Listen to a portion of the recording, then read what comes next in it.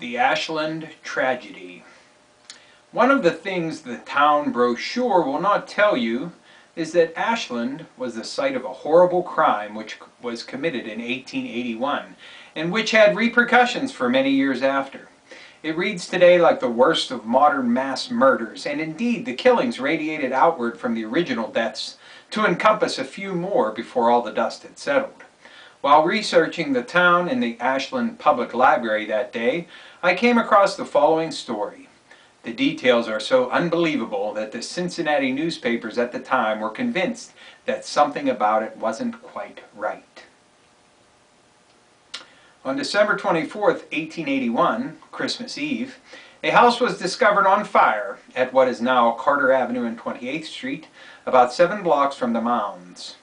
It was a little before dawn, about 5 a.m., and the home of the J.W. Gibbons family was being consumed by flames.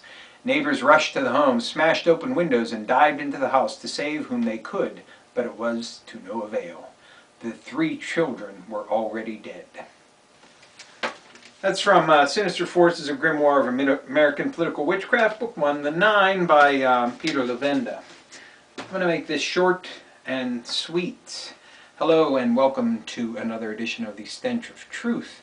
I'm sure a lot of you have been waiting with bated breath, like I have, to find out what the glorious and masterful Imperial Commander-in-Chief would have to say on this day, outlining his Afghanistan strategy. It should come as no surprise, none whatsoever, to anybody or any group that he has decided to send 30,000 more U.S. troops and to try to coax and cajole NATO into sending more troops to Afghanistan as well, into this morass that has been the destroyer of empires before ours, and no doubt will continue that trend with us in tow.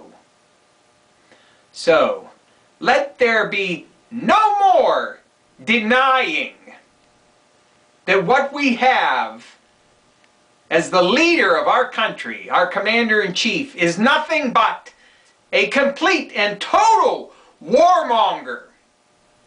Let there be no doubt anymore who he serves and what his agenda is.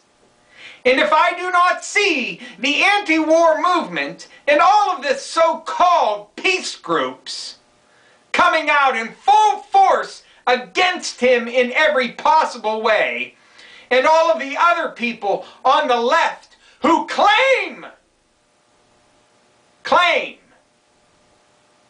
to be anti-war and pro-peace, if I don't see every one of them coming out and denouncing him and his entire administration,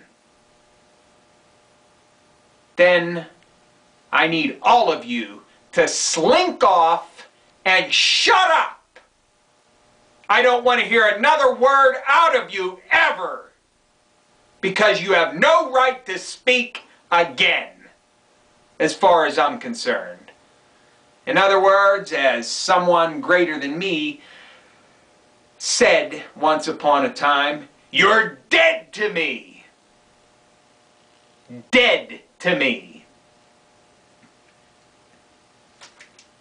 Thank you. Good night.